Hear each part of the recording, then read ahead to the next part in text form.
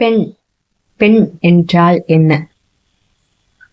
அமைதியா தலைய குனிஞ்சுக்கிட்டு சொல்ற பேச்சு தட்டாம எதிர்த்து பேசாம இருக்கிறதுதான் பெண்ணா? பெண் அப்படின்னா என்ன? இன்னைக்கு தலைப்பதுதான் பெண் என்றால் என்ன. ஒரு நம்ம சமூகத்துக்குள்ள ஒரு விஷயம் சொல்லி வச்சிருக்காங்க. எப்படின்னா, எதிர்த்து பேசக்கூடாது, நல்ல மரியாதை கொடுக்கணும், பெரியவங்களுக்கு மரியாதை கொடுக்கணும், யார் என்ன சொன்னாலும் கேட்டுட்டு இருக்கணும், அப்படின்ற மாதிரிலாம் இருக்கு. ஆனா எந்த இடத்துல கேட்டுட்டு இருக்கணும், எந்த இடத்துல பொறுமையா இருக்கணும்னு ஒரு விஷயம் இருக்கு இல்லையா? எல்லா இடத்துலயும் நம்ம பொறுமையா இருக்க முடியுமா? முடியாது. அதனால இன்றைய பெண் குழந்தைகள் எல்லாம் என்ன செய்யணும்னா, உங்களுக்கு ஒரு தப்பு நடக்குது, உங்க சைட்ல ஒரு சரியான விஷயம் இருக்கு, ஆனா ஆப்போசிட்ல இருக்கிற ஆள் தப்பு பண்றாங்க, உங்கள் மேல ஏதாவது பழி போடுறாங்க அப்படின்னா கண்டிப்பா நீங்க கேட்டுட்டு சும்மா போக கூடாது, எதிர்த்து கேள்வி கேட்கணும். நம்ம தலைன்னு குனிஞ்சு நடக்கிறதுனாலயோ, யாரையுமே எதிர்த்து பேசாததுனாலையும் அளவுக்கு அதிகமா மரியாதை கொடுக்கறதுனாலயோ நல்ல பிள்ளை ஆயிட முடியாது. என்ன அப்படி ஒன்னும் அவங்களுக்கு நல்ல பிள்ளையா இவங்களுக்கு நல்ல பிள்ளையா இருந்து நம்ம ஒன்னும் சாதிக்க போறதும் கிடையாது.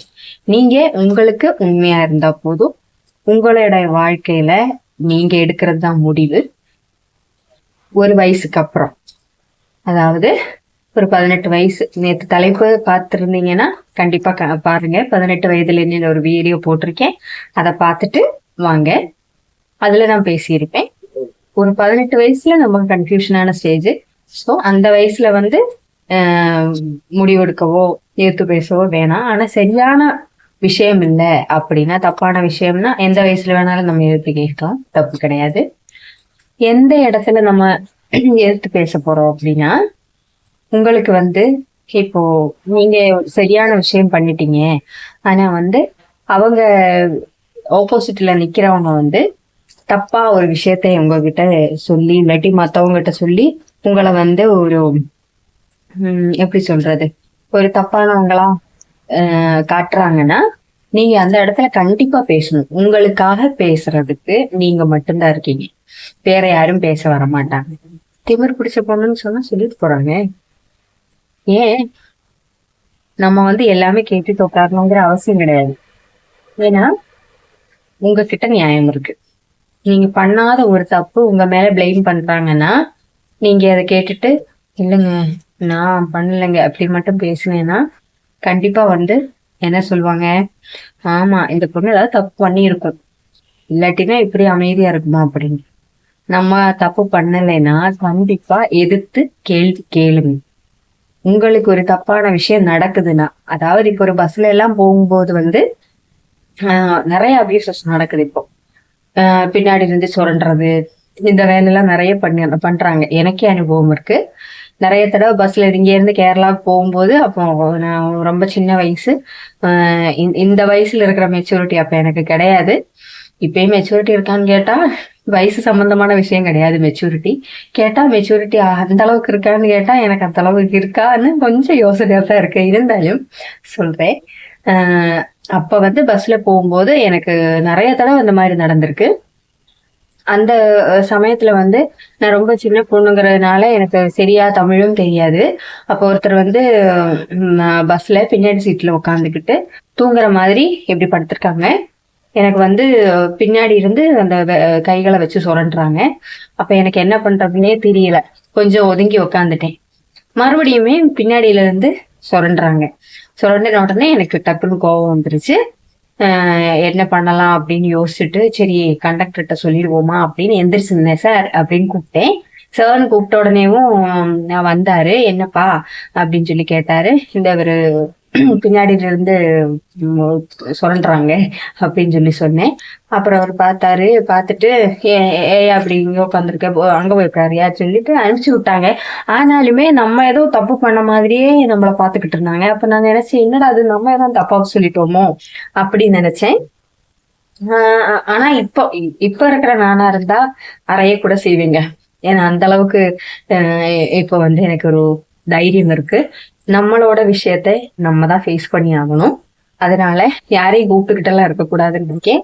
இந்த மாதிரி விஷயத்துல நம்ம அப்பயே வந்து அந்த இடத்துலயே நம்ம சரியான ஒரு விஷயம் பண்ணலேன்னு வச்சுக்கோங்க, கம்ப்ளைண்ட் எல்லாம் அப்புறம்தான். அந்த இடத்துல நம்ம ரியாக்ட் பண்ணாம இருந்தோம்னு வச்சுக்கோங்க, அது நம்மளோட கேரக்டரவே வேற மாதிரி சொல்ல ஆரம்பிச்சிருவாங்க. எல்லாருமே அப்படி ஓரளவுக்கு இப்ப எல்லாருமே கொஞ்சம் பார்த்து இந்த மாதிரி விஷயத்துல எல்லாமே வந்து கொஞ்சம் பார்த்துதான் இருக்காங்க. பயப்படுற குழந்தைங்களும் இப்ப இருக்கத்தான் செய்யறாங்க. இருந்தாலும் அந்த குழந்தைங்களுக்காக சொல்றேன், தயவு செஞ்சு வந்து அந்த மாதிரி விஷயங்கள்லாம் நடக்கும்போது உன்னால எதுவும் பண்ண முடியாதுன்னா பக்கத்துல இருக்கிறவங்கள்ட்ட சொல்லுங்க. அவங்களும் எதுவுமே சொல்ல முடியலன்னா, இப்பதான் எல்லாருமே மொபைல் வச்சிருக்கீங்களா, ஒரு வீடியோ எடுத்திருக்கேன், வீடியோ எடுத்துட்டு ப்ரூஃபா வச்சுக்கோங்க. இல்லாட்டின்னு எந்திரிச்சு வந்துட்டு கொஞ்சம் சத்தமாவே பேசுங்க. அப்ப எல்லாருமே உங்களுக்கு திரும்பி பார்ப்பாங்க இல்லையா? தனியா வந்து என்னால எதுவும் பண்ண முடியாது அப்படின்னு நினைக்கிறவங்கள சொல்றேன். தனியா ஹேண்டில் பண்றதுக்கு நமக்கு தைரியம் இருக்கணும், அப்படித்தான் இருக்கணும். கூட்டு சேர்ந்து நம்ம வந்து ஆளை கூட்டு வர்றதுக்குள்ளேயும் ஆளு தப்பிச்சு போயிடுவாங்க. அதனால இந்த மாதிரி ஸ்ட்ராங்கான லேடிஸா, ஸ்ட்ராங்கான கேர்ள்ஸா வரணும்னு தான் நான் நினைக்கிறேன். இப்ப இருக்கிற குழந்தைங்களுக்கு ரொம்ப ஸ்ட்ராங்கான அந்த ஒரு எப்படி சொல்றது, எனக்கு அந்த வார்த்தை தமிழ்ல கிடைக்க மாட்டேங்குது. ஸ்ட்ராங்கா இருக்கணும். நீங்க எப்படினாலும் எந்த மாதிரி விஷயம் வந்தாலுமே ஹேண்டில் பண்ண தெரியும். என்ன என்ன பண்ணிட போறாங்க அப்படின்ற ஒரு தைரியம் இருக்கணும். இது ஏதாவது பண்ணிடுவாங்களோ அப்படின்னு யோசிச்சோம்னு வச்சுக்கோங்க, நம்மளோட சொந்த விஷயமே பண்ண முடியாது. நான் தனியா ஒரு கடைக்கு போக முடியாது, தனியா ஒரு ஒரு பொருள் வாங்க போக முடியாது. எல்லாத்துக்கும் ஒரு ஆளை தேடுற மாதிரி இருக்கும். அதுவும் இல்லாம சில குழந்தைகள் என்ன சொல்லுவாங்க அப்படின்னா, எனக்கு எந்த திறமையுமே கிடையாது அப்படின்னு சொல்லுவாங்க. பெரியவங்க கூட சொல்றாங்க. ஆனா தனியா நின்று தான் குழந்தைகளை வளர்த்தவங்களும் பார்த்திருக்கேன், தனியா நின்று வாழ்க்கை வாழ்ந்தவங்களும் பார்த்திருக்கேன். நிறைய விஷயங்களை தனியா ஹேண்டில் பண்ணி முன்னாடி போறவங்களையும் பார்த்திருக்கேன்.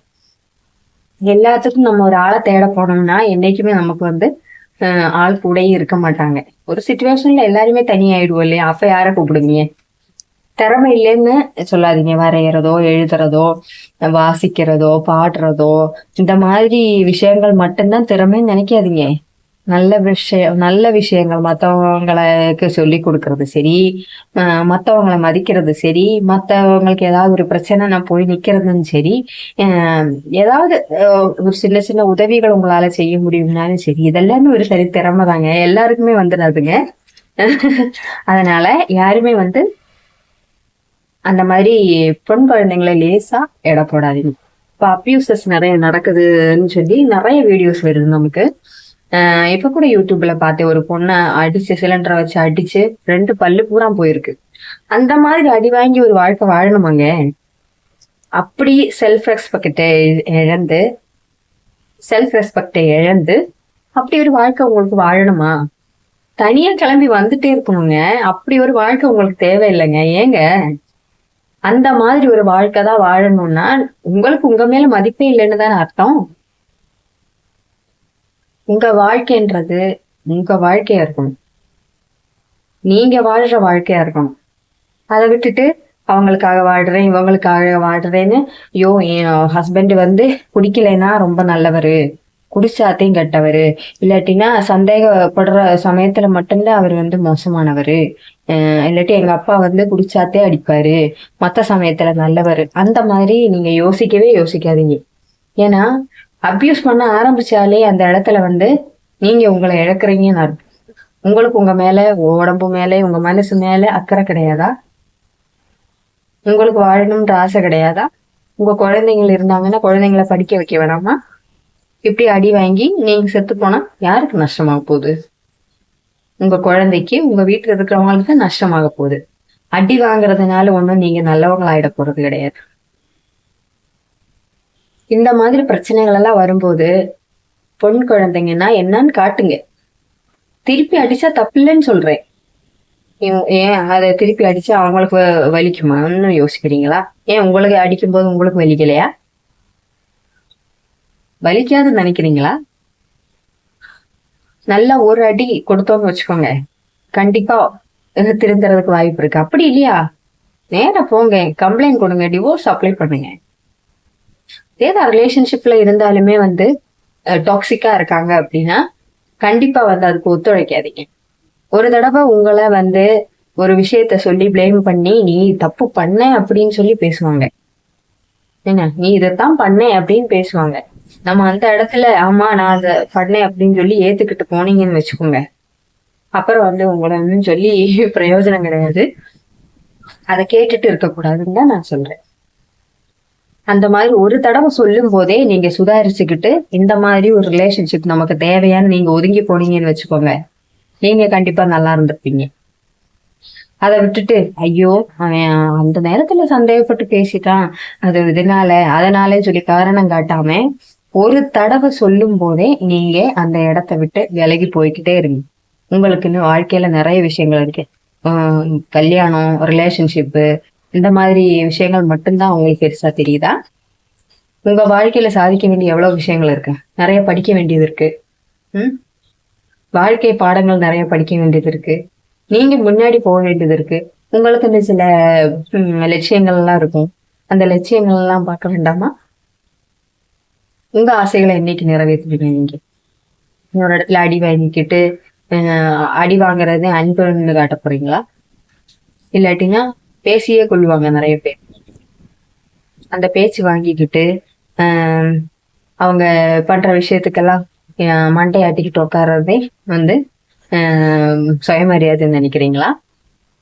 சுயமரியாதைன்னு என்ன நினைக்கிறீங்க? பெண்கள் சொல்லுங்க, சுயமரியாதைன்னா என்ன நினைக்கிறீங்க? உங்களுக்கான சில விஷயங்களை அந்த இடத்துல இழக்குறீங்க.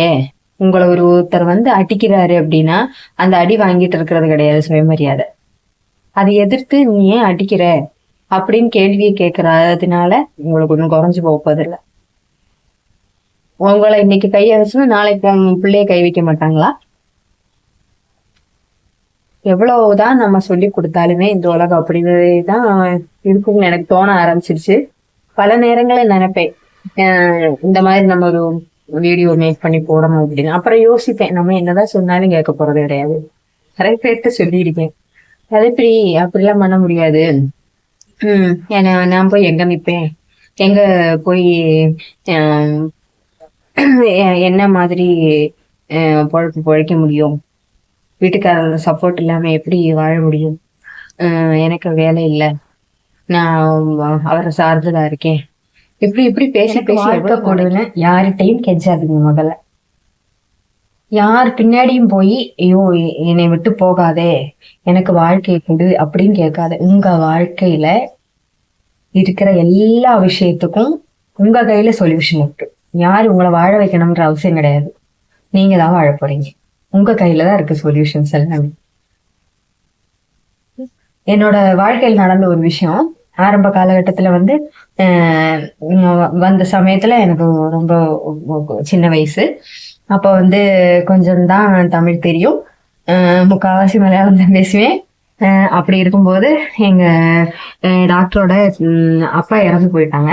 இறந்து போற சமயத்துல வந்து எனக்கு அந்த ஹாஸ்பிட்டல் நான் மட்டும்தான் இருந்தேன், நிறைய பேஷண்ட்ஸ் இருந்தாங்க. அப்போ வாட்ச்மேன் சொன்னாரு, நீ வந்து வா, எல்லாரும் பார்க்க போயிருக்காங்க, நீ வா போய் தாத்தாவை பார்த்துட்டு வரலாம் அப்படின்னு சொன்னாங்க. சரி போவோமே அப்படின்னு சொல்லிட்டு, எனக்கும் அப்போ அந்த அளவுக்கு விவரம்லாம் இல்லை, யாருமே இல்லை ஹாஸ்பிட்டல்ல, யாருமே இல்லை, நிறைய பேஷண்ட்ஸ் இருக்காங்க. வாட்ச்மேன் கொஞ்சம் ஒரு 40-45 வயசு இருக்கிறாங்க. அவருக்கு கொஞ்சம் மலையாளம் தெரியறதுனால அவர்கிட்ட கொஞ்சம் நான் நல்லாவே அட்டாச்சா இருப்பேன். அப்போ போன சமயம் இல்லையா, நமக்கு ஒரு அப்பா ஃபிகர் மாதிரி எல்லாம் தோணிடுச்சு அவரை பார்த்த உடனே. நல்ல மனுஷனும் கூட, அவங்க ஹஸ்பண்டும் சரி ஒய்ஃபும் சரி ரொம்ப நல்லா, அவங்க நம்மளை பிள்ளை மாதிரி பார்த்துக்கிற அளவுக்கு நம்ம கிட்ட க்ளோஸா இருந்தாங்க. நல்லா பேசுவாங்க. அதனாலேயே மலையாளம் தெரிஞ்சதுனாலதான் இன்னும் க்ளோஸ் ஆனேன்னு வச்சுக்கோங்க. அவங்க எஸ்டேட்ல வேலை பார்த்துட்டு இருக்கும்போதுதான் கொஞ்ச நாள் கழிச்சுதான் இப்படி வாட்ச்மேன் வேலைக்கு வந்தாங்க. சரின்ட்டு நான் அவர் சொல்றாருன்னு சொல்லிட்டு நானும் அந்த இறந்து போட தாத்தாவை பார்க்க போயிட்டோம். தாத்தாவை பார்க்க போயிட்டு திருப்பி வரப்போ வந்து என்னோட சீனியர் ஒருத்தவங்க, அவங்க வந்து பயங்கரமா திட்டுனாங்க. ஏன்னா நான் ஒரு தப்பு பண்ணேன். ஒரு பேஷண்ட்டுக்கு வந்து ட்ரிப்பு போயிட்டு இருந்துச்சு, முடிய போற ஸ்டேஜ்ல இருக்கவும் வாட்ச்மேன் சொன்னாரு, எப்பா எடுத்து விட்டு வந்துரு, நம்ம போயிட்டு வர்றதுக்கு லேட் ஆகும், அதனால வந்து எடுத்து விட்டுரு அப்படின்னு சொன்னாங்க. எடுத்து விட்டுருன்னு சொல்லவும் சரி ஓகே அப்படின்னு சொல்லிட்டு நானும், எனக்கும் தெரியாது, யாருமே இல்லை அங்க, வேற ஸ்டாஃப்ஸ் யாருமே இல்லை, எல்லாரும் போயிட்டாங்க. அதனால நானுமே எடுத்து விட்டுட்டேன். எடுத்து விட்டுட்டு போயிட்டு திருப்பி வரவும் இந்த ஸ்டாஃபுமே வந்து மலையாளி தான். ஆனா அவங்களுக்கு நல்லாவே தமிழ் தெரியும். ரொம்ப வருஷமா அங்க ஒர்க் பண்ணவங்க, எனக்கு ரொம்ப சீனியர் அவங்க.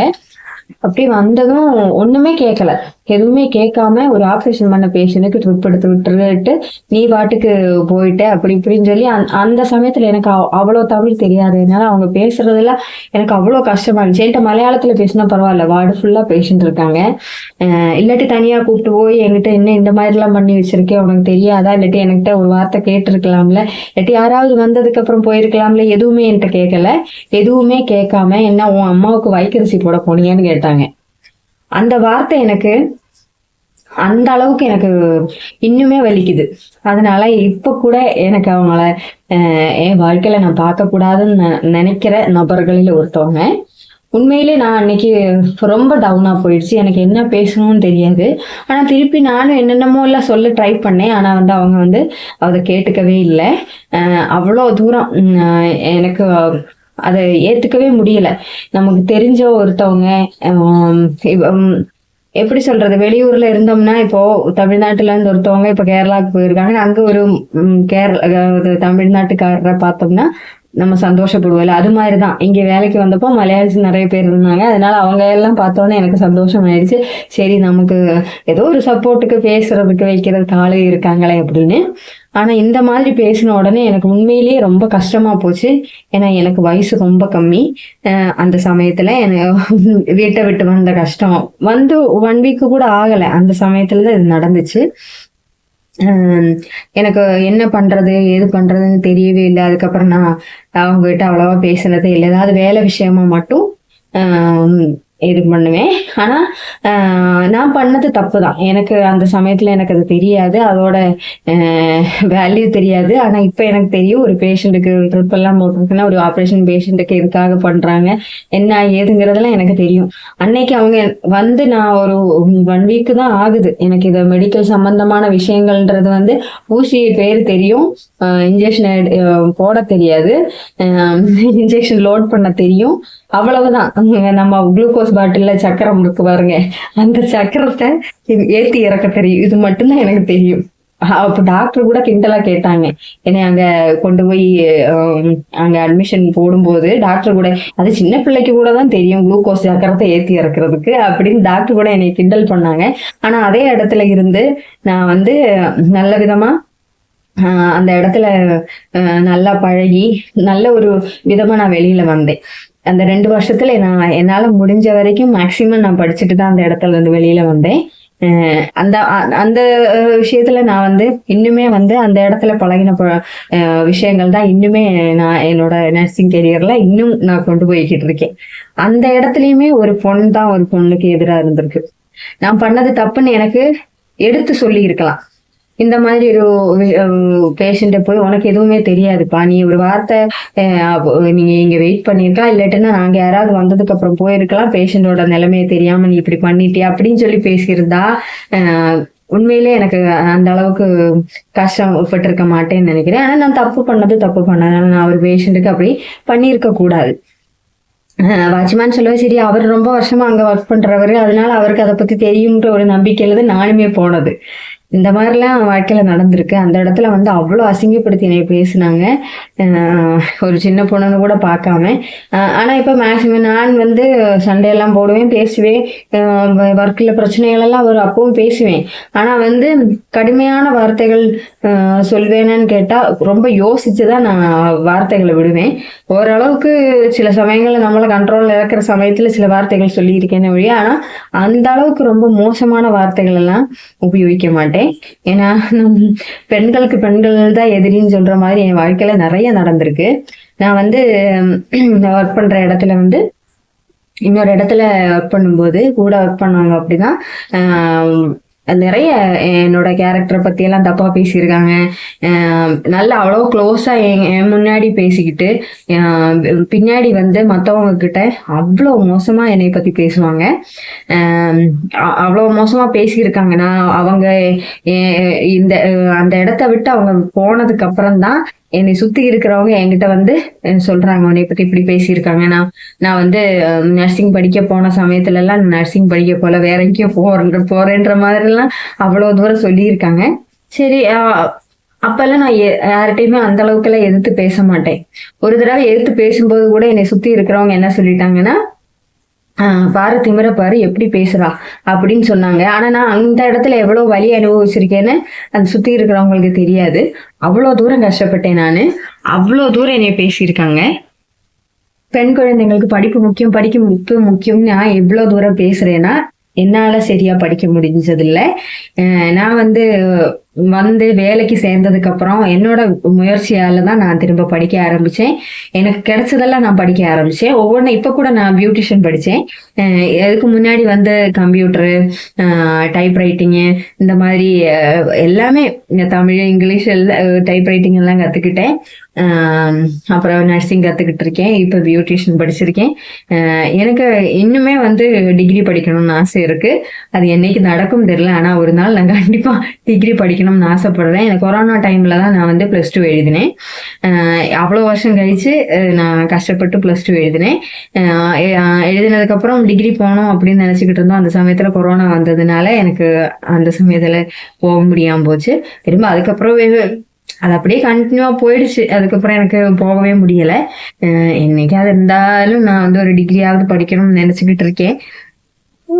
கண்டிப்பா படிக்கணும்னு தான் ஆசைப்படுறேன். அதனால பெண் குழந்தைங்களுக்கு கண்டிப்பா கல்வி தேவை. பெண் குழந்தை என்ன, ஆண் குழந்தைக்கும் கல்வி தேவை. நாளைக்கு நம்ம கூட வரப்போற ஒரே சொத்து என்ன தெரியுமா? கல்வி மட்டும்தான். அதனால உங்களால முடிஞ்ச எவ்வளவு தூரம் படிக்க முடியுமோ அவ்வளவு தூரம் படிங்க. படிப்புங்கிறது எல்லாருக்குமே ரொம்ப முக்கியம்.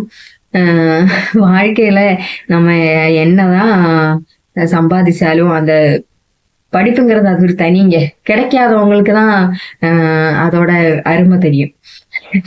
இவ்வளவு தூரம் கஷ்டப்பட்டு ஒன்னொன்னா படிக்கும்போது நான் அவ்வளோ ஆசைப்பட்டு படிச்சேன் எல்லாத்தையும். சின்ன சின்ன விஷயங்கள் கத்துக்கிற கூட நான் அதனாலதான் ஏதாவது தையல் சம்பந்தமானது. நான் தையல் பழகலை, ஆனா நான் தைப்பேன். பழைய துணிகளை பிரிச்சு வச்சு கட் பண்ணி அப்படிதான் பழகினேன். இப்ப வந்து நான் தச்சே கொடுக்குறேன். அந்த மாதிரி எல்லாம் எனக்கு ஏதாவது ஒரு விஷயம் இது பிடிக்கும்னா நான் அதை கத்துக்கிட்டே நின்று படிக்க ஆரம்பிச்சிடுவேன். அதனால பெண் குழந்தைங்கள்லாம் வந்து அமைதியா போகணும், எதிர்த்து பேசக்கூடாது அப்படின்னு எல்லாம் யாராவது சொன்னாங்கன்னா மூஞ்சிலே குத்துங்க. ஒண்ணுமே வேணாம், மூஞ்சிலே குத்திடுங்க. தேவையான இடத்துல கண்டிப்பா நம்ம எதிர்த்து பேசணும். உங்களோட மரியாதையை நீங்க தான் காப்பாற்ற முடியும். ஏன்னா எல்லா தப்பும் கணவர்கள் பண்ணலாமா, ஆனா பொண்ணு எதுவும் பண்ணக்கூடாது. அப்பாக்களும் தான் சொல்றேன், அப்பாக்களும் நிறைய தப்புகள் பண்ணுவாங்க. ஆனா வந்து குழந்தைங்க கேட்கக்கூடாது. கேட்டானா அடிப்பாங்க, உதைப்பாங்க, இல்லாட்டி அம்மாவே அடிப்பாங்க. ஏன் இந்த மாதிரி ஒரு வாழ்க்கை வாழறதுக்கு கண்டிப்பா நம்ம வாழாமலே இருக்கலாமே. என்னதான் இருந்தாலும் எவ்வளவுதான் சொல்லி கொடுத்தாலும் நீங்க மாற போறது இல்ல. மாற்றம் வேணும்னு நான் ஆசைப்படுறேன். இது எனக்கு தோணுன விஷயங்கள். சரியா இருந்தா கமெண்ட் பண்ணுங்க, தப்பா இருந்தாலும் கமெண்ட் பண்ணுங்க, ஒன்னும் தப்பி. இன்னொரு வீடியோவோட மறுபடியும் வரேன்.